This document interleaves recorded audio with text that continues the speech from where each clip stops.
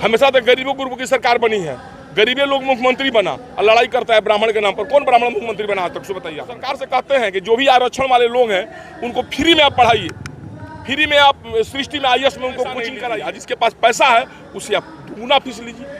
हर वर्ग में लोग, देखिए जो आरक्षण वाली बात कर रहे हैं, जो 5% अगले वर्ग के लोग, क्या आप बताइए कि मायावती का आरक्षण चाहिए, मीना कुमार का आरक्षण चाहिए? आप बताइए दी भाई साहब। तो इन लोगों को आरक्षण की जरूरत नहीं है। जो गरीब लोग हैं, चाहे वो सवर्ण में हो या गरीब को ऊपर उठाइए आप। अब रह गया 1545 जाति प्रमाण पत्र आप दे रहे हैं, जनगणना आप करा रहे हैं, हमको कहती हैं कि हम जातिवादी हो गए, ब्राह्मण हो गए। ये तो आपकी कमी है ना, हम लोग आप करी है। बैकवर्ड नेता होता है ना, वो पिए कहता है पंडित जी के रखो कहीं कहीं जो दिमागवा रोना ले हमनी के जो पढ़े लिखल बन जब परशुराम जयंती मनाई जा रही है। ये तो बहुत सौभाग्य की बात है। भगवान परशुराम की महत्ता को हम लोग बताने आए हैं, क्योंकि भगवान परशुराम चिरंजीव हैं, आज भी इस धरती पर विराजमान है, जैसे बजरंग बली है। और जितने देवी देवता हैं, भगवान अपना रूप लिए और फिर धरती से चले गए, लेकिन एक भगवान परशुराम ही ऐसे हैं जो आज भी इस धरती पर विराजमान है। कि हम आम जनमानस में आम लोगों को इसकी महत्ता बताने के लिए हम लोग आए हुए हैं। भाई भगवान परशुराम इस धरती पर आज भी अवेलेबल है, आज भी उनकी पूजा पाठ आप करिए, भगवान परशुराम आपकी मनोकामना पूर्ण करें। अब कर रहे हैं, पूजा पाठ की बात कर रहे हैं, ये भी कहा जाता है कि विष्णु के छठे अवतार हैं, उसके बावजूद भी जिस तरीके से हर जयंतियाँ मनाई जाती है, परशुराम जयंती नहीं मनाई जाती है। देखिए यही बात हम लोग करने आए हुए हैं कि दरअसल परशुराम जी भगवान ब्राह्मण कुल में जन्म उनका हो गया था, जिसके चलते लोग होता है ना, जात पात में लोग बांट करके हम ब्राह्मणों को हमेशा लोग तिरस्कृत किया है। वही हम लोग बताने आए हुए हैं कि जैसा भी आप देखिए, भगवान को भी लोग जात में बांट दें, हम लोग नहीं बांटे हुए हैं। हम लोग सब भगवान का पूजा करते हैं, भगवान परशुराम की भी हम लोग पूजा करते हैं। आपको भी हम लोग आग्रह करेंगे कि आप भी भगवान परशुराम की पूजा करिए। हम इतना ही कहेंगे कि भगवान रामचंद्र जी 7वें अवतार थे, इस धरती पर आए और फिर धरती पर चले गए। उनको कहा जाता है मर्यादा पुरुषोत्तम श्री रामचंद्र, यानी जो पुरुषों में उत्तम हो, भगवान में उत्तम हो, वो नहीं कहा जाता है। अब हमारी बात को गलत नहीं समझिए कि हम भगवान राम का विरोध नहीं कर रहे हैं। भगवान श्री कृष्ण भी जमीन पर आए और फिर बैकुंठ में चले गए, विष्णु भगवान उनको भी बुला लिए, लेकिन एक चिरंजीव भगवान परशुराम ही हैं जो विष्णु भगवान आज भी उनको धरती पर छोड़े हुए हैं कि आप जन कल्याण करिए, धरती पर रहिए। आप उन्हें याद नहीं करते हैं, ये तो आपकी और हमारी कमजोरी है। जिंदाबाद जिंदाबाद जिंदाबाद।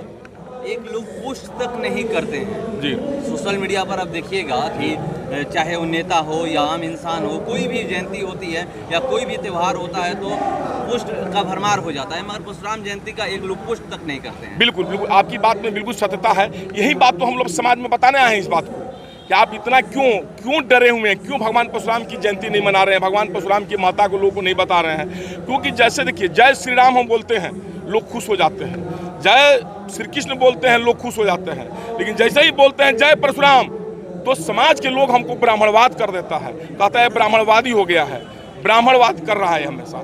यही सब तो हम लोग बताने आए लोगों से कि आप लोग इतना पीछे क्यों हैं, हम क्यों भगवान परशुराम को आप संकोच कर रहे हैं। भगवान किसी जाति धर्म के नहीं है, हर देवी देवता को, जय गुरुदेव को लोग नहीं मानता है, आनंद मार्गिला लोग नहीं मानता है, और कौन निर्मला माता है उसको लोग नहीं मानता है, किन को लोग नहीं मानता है।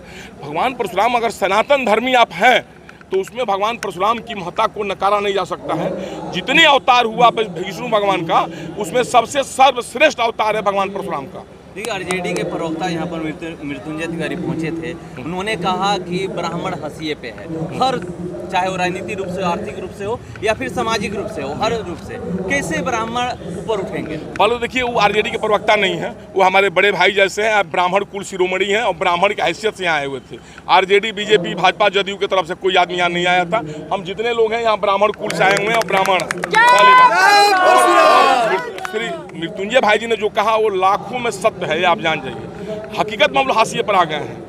जब तक हम लोग संगठित नहीं होंगे तब तक हम लोग सुदृढ़ नहीं हो पाएंगे। शिक्षित तो हम लोग हैं, आज भी कहीं भी देखिए आप, जितने लोग नेता लोग हैं ना, 100 गो नेता को में 90% नेताजी लोग पीए रखता है ब्राह्मणे को, दूसरा किसी जात को नहीं रखता है।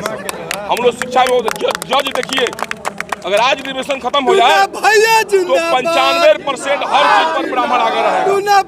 हम लोग इतने पढ़ने में तेज हैं, हम लोग में एक ही कमी है कि हम पढ़ने में तेज हैं लेकिन संगठित नहीं हो पाते हैं, एक दूसरे के अधीनत्व मानने के लिए तैयार नहीं है। एक दूसरे का नेता मानने के लिए तैयार नहीं है। इसका जीता जाता उदाहरण है, 3 गो 4 गो पंडित जी लोग द्वार पूजा करावे बैठी ना, तो देख ले अगर रुपया मिली तो द्वार पूजे पर बैठ के हमनी के बांट ले जाए, 1 मिनट छोड़ब जना हो जा हटब जना, कहें कि एक दूसरे पर विश्वासे नहीं हमनी के। और नाच बाजा देख ले बारी ना, नचनिया नच बजन के पैसा दे दिया जाला तो बारी में ले जाकर बांटा तर लौसन तिरुतिया आला, ओकनी के विश्वास बा, लेकिन हम लोग विश्वास नहीं है। हम लोग ज़्यादा ज्ञानी है, उसी के चलते अब हम लोग में एकजुटता लाना है, समाज में सुदृढ़ लाना है, सबको भाईचारा बनाए रखना है, ऊंच नीच कुछ नहीं करना है, सबके घर में भगवान परशुराम की पूजा हो। हम भगवान परशुराम के विषय में आपको बताएंगे तभी ना। अभी आप श्री राम को जानते थे, श्री राम जी जमीन पर आए चले गए, विष्णु भगवान को कृष्ण जी को जानते थे, वो आए चले गए, हम ही लोग उनका पूजा कराते हैं ना। लेकिन भगवान परशुराम आज भी इस जमीन पर हैं, आज भी विष्णु भगवान ने उनको यहाँ पर रखा हुआ है जन कल्याण के लिए। बजरंग बली को श्री रामचंद्र जी ने आज भी रखा है इस जमीन पर जन कल्याण के लिए। आप और देखिए, देवी देवता को हम विरोध नहीं कर रहे हैं, आप किसी जगह पूजा करिए 100 बार और बजरंग बली का पूजा करिए 25 बार, आपको फल तुरंत मिलेगा।